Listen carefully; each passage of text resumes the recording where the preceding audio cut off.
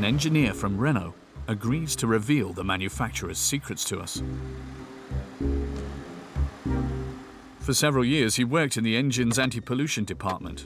To protect his identity, we have reconstructed the interview. Les voitures diesel sur lesquelles vous travaillez, elles ont toutes passé les tests d'homologation, mais vous saviez qu'elles ne respectaient pas les normes sur route? Ah, on s'en doutait bien, puisqu'on mettait le paquet sur le cycle pour réussir tout juste à passer les normes. Le seul objectif, c'est l'homologation. Le but, c'est de passer les normes sur le cycle d'homologation. En dehors du cycle, on ne regardait pas.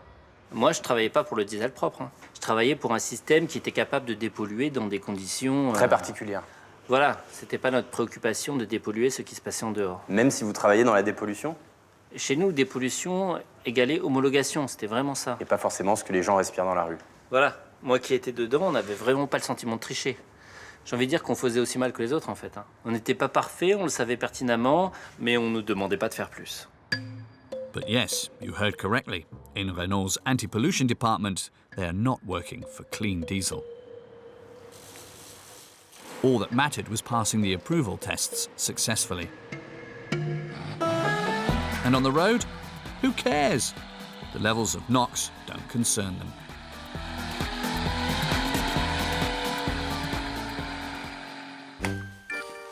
But seriously, at this point you're probably wondering why Renault is so virtuous in the laboratory but not on the road.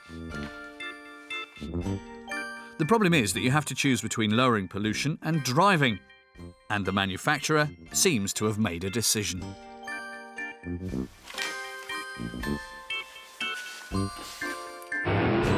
Fasten your seatbelts. It's a bit technical, but the detour is worthwhile.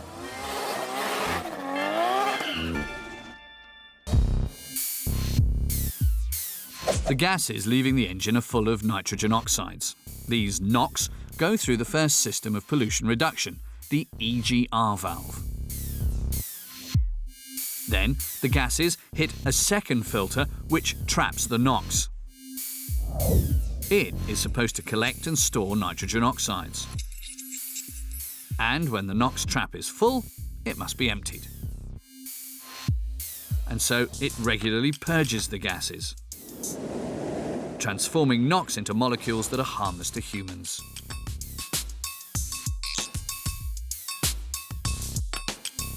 But to perform this purge, the NOx trap needs fuel. So the busier the NOx trap, the more fuel the car consumes, and as a result, is less powerful.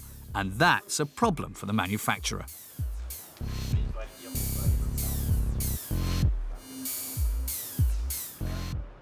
Ça aurait rendu la voiture sans doute pas agréable à conduire parce qu'on aurait eu un veau.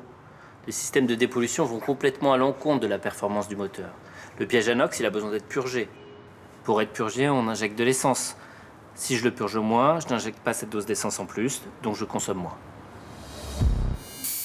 But if the NOx trap is not purged regularly, it is no longer effective. The toxic NOx escapes directly in the air we breathe.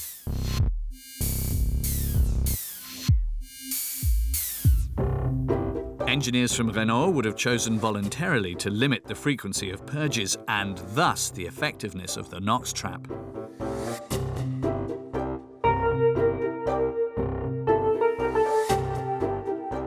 This is the opinion of the Fraud Control Department. This is what they write in their investigation report. Renault has implemented many technical rules, which make it possible to maximise the use of the NOx trap during the approval tests and to drastically limit the use when the customer is driving.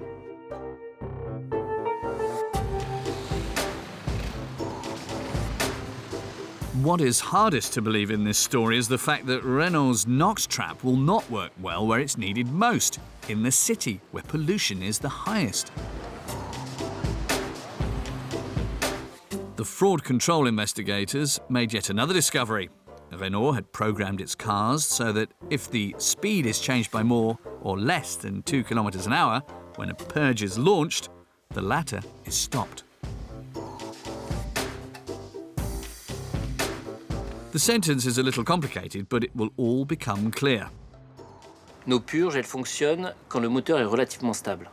Donc quand on n'accélère pas trop ou qu'on ne décélère pas trop. Exactement. Sinon, la purge est interrompue avant la fin. Du coup, la stratégie, c'est dès que le gars bouge la pédale, on n'est plus dans les bonnes conditions, du coup la purge s'arrête avant la fin. Mais en ville, par exemple, on va changer beaucoup de vitesse parce qu'il y a des embouteillages, des feux. Donc dans les embouteillages, le système de dépollution fonctionne peu. Ouais, tout à fait. If you accelerate or brake a little too hard, there are no more purges, and NOx is released into the atmosphere, free as a bird.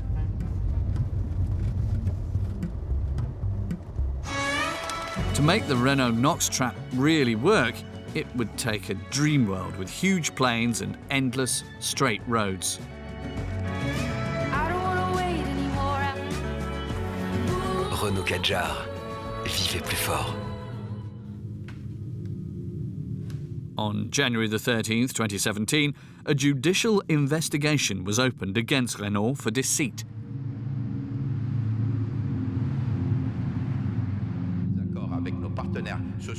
Faced with the charges, the group's CEO goes on television in person. Carlos Ghosn tries to extinguish the fire. Est-ce qu'il y a triche? Ça, c'est le point le plus important. Est-ce qu'un constructeur a triché? Réponse, non. Nous avons joué carte sur table. Nous avons reconnu qu'il y avait un certain nombre de moteurs en dehors des conditions d'homologation qui n'étaient pas aussi efficaces que d'autres. Nous avons amené les corrections et c'est ça qui est important. Cross their heart. With these improvements, Renault will fall in line. In a statement, the brand is committed to reducing emissions of nitrogen oxides from its vehicles from July 2016.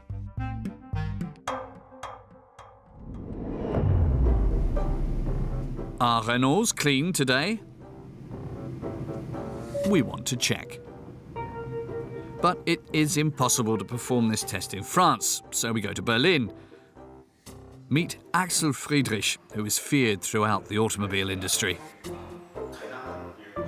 For more than 20 years, this chemist has tracked the pollutants of diesel engines for the German Environmental Agency. Today, he works for an NGO that investigates car manufacturers in great detail. To do this, he installs this sophisticated machine on vehicles which measures levels of NOx.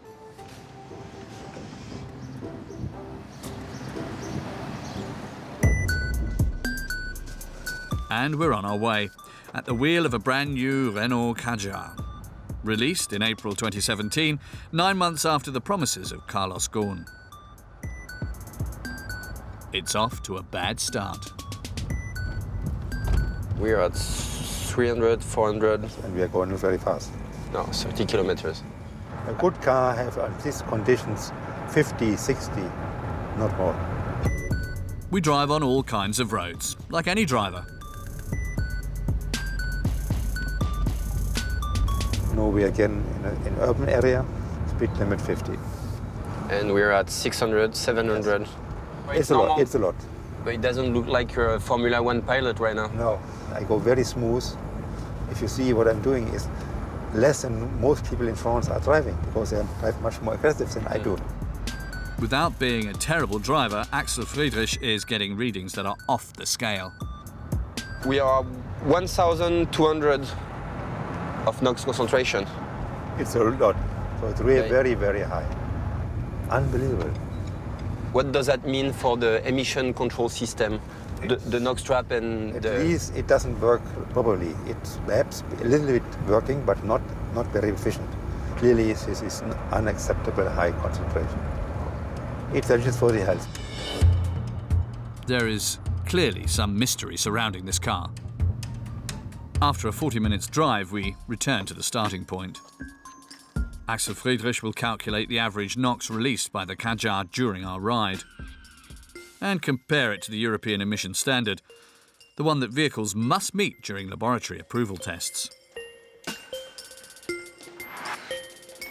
This car has emitted an average of 700 milligram per kilometer NOx, which is 9 times above the limit. And this car is brand new. It's just 1 month old, so it's not an old car, it's completely new. And still, this Renault Kadjar emits so much.